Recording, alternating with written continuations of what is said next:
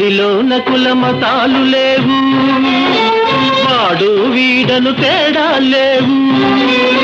దేహానికే భేదాలన్నీ, అంతరానితనం ఆత్మకు లేదు. పంచముడని నిన్ను కించపరచిరని బాధపడకురా కక్క.